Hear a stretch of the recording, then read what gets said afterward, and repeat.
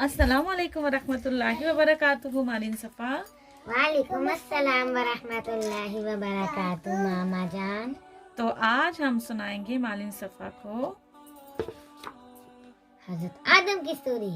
हज़रत आदम अलैहिस्सलाम की स्टोरी। तो हर रोज़ हम मालिन सफ़ा को एक स्टोरी सुनाएंगे। तो प्यारे बच्चों, आप भी हमारे साथ ये स्टोरी सुने। तो मालिन सफ़ा, हज़रत आदम अलैहिस्सलाम कौन थे? मुझे पता है। जी बताओ। हमारे पहले नबी। जी बिल्कुल। चलो स्टार्ट करते हैं। हज़रत आदम अलैहिस्सलाम। बिस्मिल्लाहिर्रहमानिर्रहीम। इरशादे बारी ताला है, और जब तुम्हारे परवरदिगार ने फरिश्तों से फरमाया कि मैं खनखनाती सड़े हुए गारे से एक बशर बनाने वाला हूँ, और जब मैं इसको इंसानी सूरत में दुरुस्त कर लूँ तो इसको अपनी बेपहा चीज़ यानी रूह फूंक दूँ तो इसके आगे सजदे में गिर पड़ना। तो फरिश्ते सब के सब सजदे में गिर पड़े, मगर शैतान इसने सजदा करने वालों के साथ होने से इनकार कर दिया। ठीक है, चलें स्टार्ट करते हैं हजरत आदम अलैहिस्सलाम की कहानी। मेरी गुड़िया ने भी सुनना है। हजरत आदम अलैहिस्सलाम की पैदाइश। प्यारे बच्चों, हजरत आदम अलैहिस्सलाम अल्लाह के सबसे पहले पैगंबर भी हैं और दुनिया के सबसे पहले इंसान भी। अल्लाह ने आपको मिट्टी से बनाया था। बेशक ये हजरत आदम अलैहिस्सलाम की बहुत बड़ी बुजुर्गी है जो इसके अलावा किसी दूसरे इंसान को हासिल नहीं। हजरत आदम अलैहिस्सलाम से पहले की मखलूक। हजरत आदम अलैहिस्सलाम के पैदा किए जाने से पहले अल्लाह ने फरिश्तों को और जिन्नों को पैदा फरमा रखा था। फरिश्ते आसमानों में और जिन जमीन में रहते थे। फरिश्तों को अल्लाह ने नूर से जबकि जिन्नों को आग से बनाया था। इसीलिए फरिश्ते सिर्फ अल्लाह की इबादत करते थे, हर वक्त अल्लाह की हम्द और पाकी बयान करने में लगे रहते थे। प्यारे बच्चों, फरिश्ते चूंकि नूर से बने हैं इसीलिए वो कभी अल्लाह की नाफरमानी नहीं करते। इसीलिए अल्लाह भी हर अच्छा काम फरिश्तों से ही लेते हैं। बादलों को फरिश्ते चलाते हैं, बारिशें फरिश्ते बरसाते हैं, लोगों तक इनकी रोजियां पहुंचाते हैं। अल्लाह के पैगंबरों तक अल्लाह का पैगाम वही भी फरिश्ते ही लेकर जाते हैं। फिर नेक लोगों तक अल्लाह के इनाम भी फरिश्तों के जरिए ही पहुंचते हैं और नाफरमानों को सजा भी फरिश्तों के जरिए ही दी जाती है। जबकि जिन आग से बने हैं इसीलिए वो अल्लाह के खूब नाफरमानी करते हैं। हत्ता कि अल्लाह का सबसे बड़ा नाफरमान इब्लीस, जिसको हम शैतान कहते हैं क्योंकि अल्लाह ने इसे शैतान कहा है, वो भी जिन है। इसी नाफरमानी की वजह से जिन्नों को अल्लाह के पास रहने की इजाजत नहीं। अल्लाह की हिकमत। अब अल्लाह ने चाहा कि एक ऐसी मखलूक बनाऊं जिसमें नूर वाली सफात भी हो और मट्टी भी और आग वाली भी।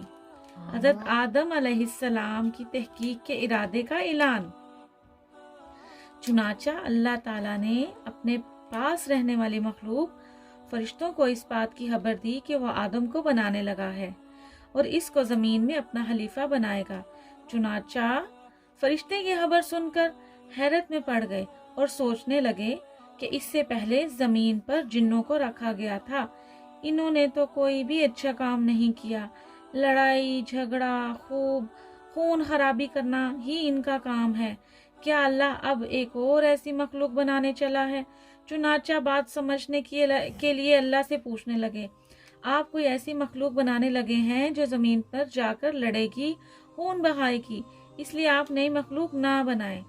हम हैं ना जो हर वक्त आपकी इबादत करते हैं और आपकी हम्दो पाकी बयान करते हैं। अल्लाह का जवाब। अल्लाह ने इनका जवाब दिया कि फरिश्तों की बात समझ में आ गई। वो ये कि अल्लाह ने फरमाया, जो बात मैं जानता हूँ वो तुम नहीं जानते, यानी आदम के पैदा करने में जो हिकमत है वो सिर्फ मैं जानता हूँ, तुम नहीं। चुनाचा देखते जाओ कि पैदा होने के बाद आदम कैसे अच्छे अच्छे काम करते हैं, तब जाकर तुम्हें समझ आएगा कि मैंने आदम को क्यों पैदा किया। ये जवाब सुनकर फरिश्तों ने अदब के साथ सर झुका दिया। मट्टी से पैदाइश और रूह फूंकना। پھر اللہ نے مٹی لے کر اس سے گارا بنایا، اس گارے کو گوندا، پھر اس سے انسان کی صورت بنائی۔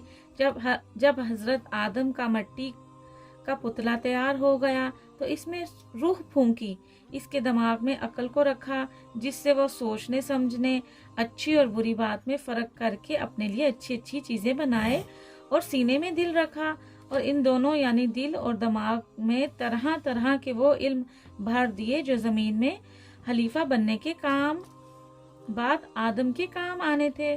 سجدے کا حکم۔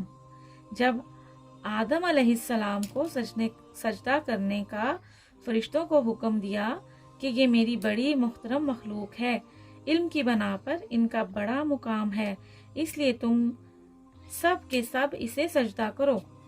فرشتوں نے اللہ کے حکم پر فوراً عمل کیا، آدم علیہ السلام کے آگے سجدے میں گر گئے۔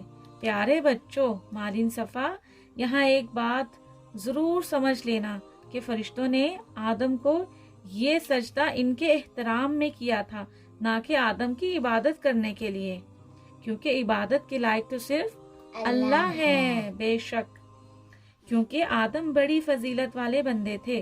البتہ آدم کے بعد اب کسی مخلوق کے آگے احترام والا سجدہ کرنا منع ہے۔ تو بات چل رہی تھی کہ خدا کا حکم مانتے ہی سب فرشتے آدم کے آگے سجدے میں گر گئے۔ ابلیس کی نافرمانی۔ ابلیس چونکہ جن تھا اس لیے حسد کر گیا، آدم کے آگے سجدے کرنے سے انکار کر دیا۔ بڑے غرور کے ساتھ اپنے سجدے نہ کرنے کی یہ وجہ بتائی کہ میں ایسے انسان کو کیوں سجدہ کروں، اس کے آگے کیوں جھکوں، اس کو اپنے سے بہتر کیوں سمجھوں جس کو تو نے مٹی سے بنایا ہے، حالانہ کہ مجھے آگ سے بنایا ہے، اور مٹی نیچے جاتی ہے جبکہ آگ اوپر جاتی ہے۔ میں اس سے بہتر ہوں، اس لیے میں سجدہ نہیں کروں گا۔ اللہ کا حکم نہ ماننے کی سزا۔ اللہ کو ابلیس کی یہ نافرمانی، پھر نافرمانی کرنے کے بعد یہ جرت بازی بالکل پسند نہ آئی۔ اللہ تعالیٰ نے ابلیس سے سخت ناراض ہو گئے اور اسے دربار سے نکل جانے کا حکم دیا اور قیامت تک مردود کر دیا۔ یہ دیکھیں، یہ زمین بنائی اللہ تعالیٰ نے، یہ آسمان، یہ زمین، ابلیس کے ارادے تھی۔ ابلیس کے ارادے سننا مالین صفا۔ ابلیس نے اللہ کے ارادے کو، بات کو سب کے سامنے بے عزت کر کے نکال دی جانے پر جاتے جاتے یہ کہا، اب میں قیامت تک آدم کی اولاد کو بری بری باتیں سکھاتا رہوں گا، انہیں نیکی کے راستے سے ہٹانے میں لگاتار کوشش کرتا رہوں گا۔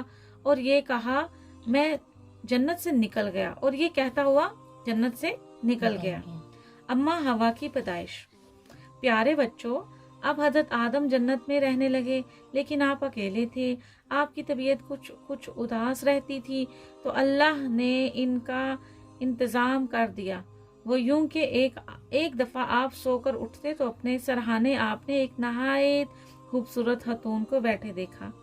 آپ نے پوچھا، تم کون ہو؟ وہ بولی، میرا نام ہوا ہے، خدا نے مجھے آپ کی تنہائی اور اداسی کا ساتھی بنا کر پیدا کیا ہے۔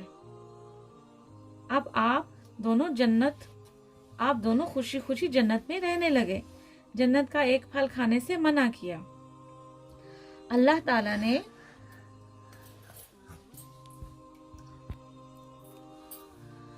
اللہ کے قریب اس بات کی اجازت دی کہ جنت کے پھل کو چاہے کھائیں، جس مرضی کو کھائیں، جس نہر سے مرضی پانی پئیں، البتہ ایک درخت کے قریب جانے اور اس کا پھل کھانے سے منع فرمایا۔ ابلیس جو کب سے موقع کی تلاش میں تھا، اب آدم اور ہوا کو پھسلانے کا موقع ہاتھ آ گیا۔ چنانچہ چوری چوری جنت میں داخل ہو کر آدم اور ہوا کے پاس آیا اور کہنے لگا، میں تمہارا دوست ہوں، خیر خواہ ہوں، تمہارا بھلا چاہتا ہوں، تمہارا دشمن نہیں، میری بات مانو، اس درخت کے پھل کو کھا کر دیکھو، اس کے کھانے سے آپ دونوں کو جنت میں ہمیشہ کی زندگی مل جائے گی، آپ دونوں فرشتے ہو جاؤ گے۔ غرض आखिर शैतान ने आदम और हवा को इस फल खाने पर आमादा कर लिया। अल्लाह की नाराजगी। प्यारे बच्चों, मारीन सफ़ा गौर से सुनो। शैतान के कहने पर आकर आदम और हवा दोनों ने इस तरह का फल खाया, हालांकि अल्लाह ने इसे खाने से मना फरमा रखा था। अब अल्लाह का हुक्म टूट गया तो अल्लाह बेहद नाराज हो गए। आदम और हवा की शर्मिंदगी। अब आदम और हवा दोनों बहुत शर्मिंदा हुए कि ये हम दोनों ने क्या कर बैठे हैं। फौरन तौबा की, अल्लाह से माफ़ी मांगी तो अल्लाह ने भी इन्हें सच्ची तौबा पर इन्हें माफ़ फरमा दिया, लेकिन साथ ही वे फैसला भी सुना दिया, अब तुम दोनों नीचे ज़मीन पर जाकर रहोगे। वो तुम्हारी असला ठिकाना है, वही तुम दोनों अब रहोगे। बाकी जिंदगी के दिन पूरे करोगे और तुम ज़मीन पर दोनों की मौत आएगी। क़यामत के दिन तुम दोनों को ज़मीन से दोबारा जिंदा कर कर उठाया जाएगा। ज़मीन की आबादी।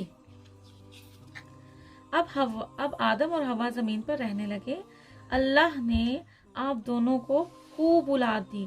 ज़मीन पर आपका बहुत बड़ा खानदान बन गया। ये देखें, गौर से सुनो। वो बसने लगे।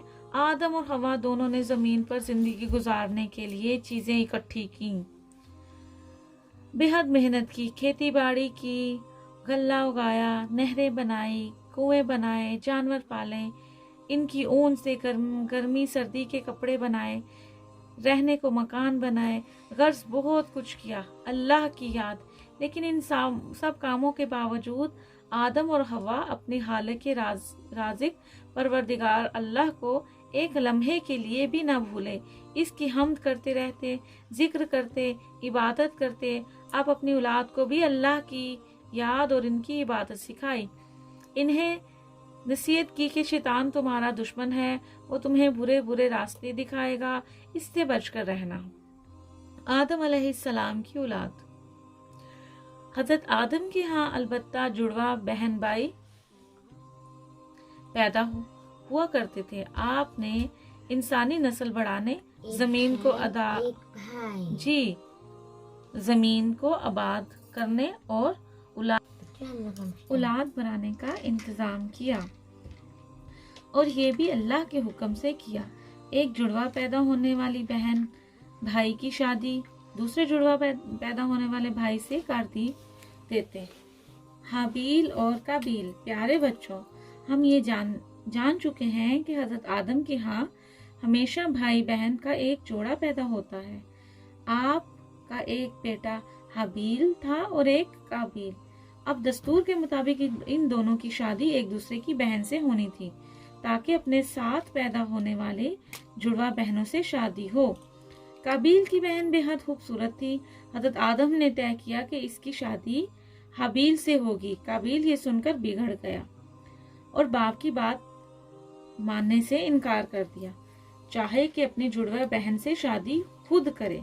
हालांकि इस वक्त अल्लाह का हुक्म ये नाजायज था, यानी अल्लाह ताला ऐसा नहीं चाहते थे। अल्लाह के आगे कुर्बानी।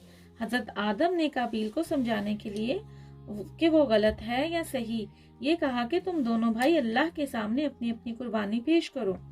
अल्लाह ने जिसकी कुर्बानी कबूल कर ली, इस लड़की की शादी इसी से होगी। दोनों ने कुर्बानी पेश की तो खुदा ने हाबील की कुर्बानी कबूल कर ली, जिससे साफ पता चल गया कि काबील अपनी बात में गलत है। इसकी बहन की शादी हाबील से ही होगी। काबील का इंतकाम। हाबील की कुर्बानी कबूल होने पर काबील दिल ही दिल में बेहद नाराज था।